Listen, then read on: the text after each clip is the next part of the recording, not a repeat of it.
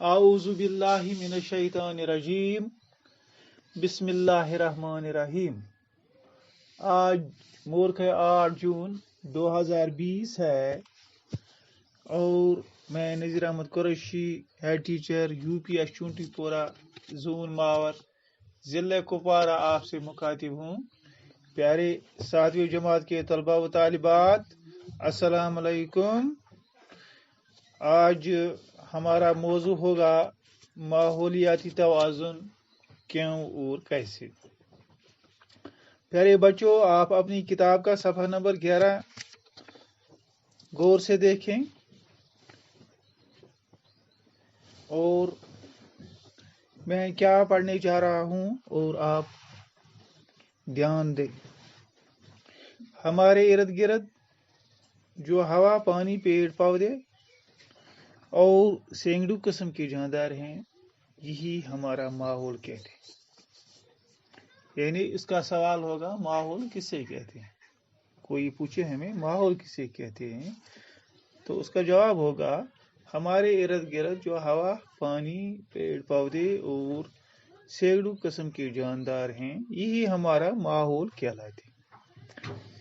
ان سب کا آپس میں گہرا تعلق ہے۔ اگر ان میں سے کسی بھی ایک عنصر میں خرابی پیدا ہو جاتی ہے تو سارا ماحول بگڑ جاتا ہے اور اس کا ہم سب پر براہ راست اثر پڑتا ہے۔ کیا آپ نے کبھی غور کیا ہے کہ آج کل مختلف قسم کی بیماریاں کیوں وبائی صورت اختیار کر گئی ہیں؟ کینسر کی بیماری کیوں اس قدر عام ہو گئی ہے؟ دل کے مریضوں کی تعداد کیوں بڑھ گئی ہے؟ لوگوں کو سانس کی تکلیف کیوں ہو رہی ہے؟ موسموں کا چلن کیوں بگڑ گیا ہے؟ گرمیاں کیوں شدید ہو گئی ہے؟ جاڑے میں برف باری کیوں کم ہو گئی ہے؟ دریاؤں کا پانی کیوں اتلا اور گدلا ہو گیا ہے؟ شفا پانی کے چشمے اب کیوں سوکھ گئے؟ ان سب کی وجہ بس یہی ہے کہ ماحول کے مختلف عناصر میں جو قدرتی توازن تھا وہ اب بگڑ گیا ہے اور اس کے لیے ہم سب ذمہ دار ہیں۔ پچھلی 1.5 صدی میں انسانی آبادی جس رفتار سے بڑھی ہے، اسی رفتار سے انسان کی ضرورتیں بھی بڑھ گئی ہیں۔ ان بڑھتی ہوئی ضرورتوں کو پورا کرنے کے لیے پیداوار بڑھانے کی کوششیں بھی تیز تر ہوتی گئی۔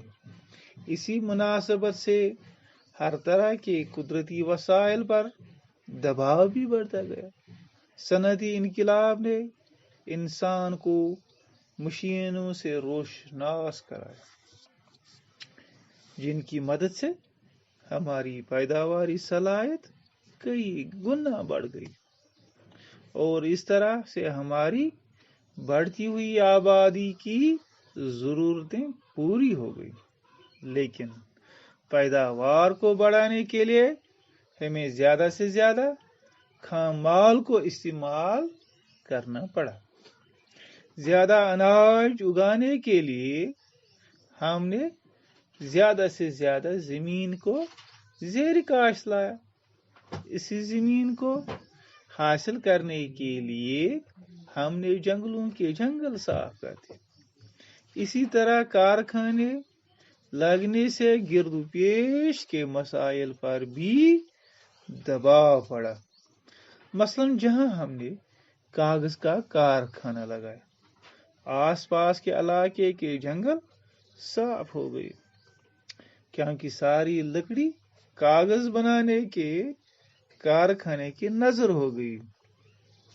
جہاں دھات سازی کا کام ہوا تو کان کنی اتنی ہو گئی کہ ساری زمین کھود کھود کر بنجر بنا گئی۔ خاص طرح کا جو توازن قائم کیا تھا وہ انسان کی بڑھتی ہوئی آبادی اور مشینی دور کی آمد سے بگڑ کے رہ گیا۔ کارخانوں اور فیکٹریوں سے نہ صرف ایک خام مال کی شکل میں قدرتی وسائل کا بے دریغ استعمال ہوا، بلکہ ان فیکٹریوں اور کارخانوں سے نکلنے والے مادوں نے ہوا، پانی اور زمین کو زہر آلود کر دیا۔ جب فیکٹریاں اور گاڑیاں کم تھیں تو کم گیسیں فضا میں خارج ہوتی تھی، اور یہ تھوڑی سی مقدار بہت جلد ہوا میں تحلیل ہو کر اتنی ہلکی ہو جاتی تھی کہ اس کا زہریلا پن ختم ہو جاتا تھا۔ لیکن اب صورتحال مختلف ہے۔ اب اتنی زیادہ مقدار میں یہ گیسیں ہوا میں خارج ہوتی ہیں کہ ان کا پھیلنا اور تحلیل ہونا ناممکن ہے۔ نتیجہ یہ ہے کہ یہ زہریلی گیسیں خطرناک حد تک ہوا میں جمع ہو رہی۔ ایسی ہوا میں جب ہم سانس لیتے ہیں تو یہ کیمیائی مادے ہمارے جسم میں داخل ہو جاتے ہیں۔ گاڑیوں اور فیکٹریوں سے خارج ہونے والی گیسوں میں زیادہ مقدار carbon monoxide, nitrogen gas, nitrogen oxide, sulphur dioxide اور کاربن ڈائی آکسائڈ گیس کی ہوتی ہے۔ ان سبھی گیسوں کی زیادتی ہمارے قدرتی ماحول کے لیے مضر ہے۔ ان میں سے کچھ گیسیں تو ایسی ہیں جو پانی کے ساتھ مل کر تیزاب بناتی۔ جب بارش ہوتی ہے تو یہ گیسیں تیزاب کی صورت میں زمین پر آتی ہیں۔ اس طرح کی تیزابی بارشوں، ایسڈ رین کا کئی ممالک میں تجربہ ہو چکا ہے اور ہو رہا ہے۔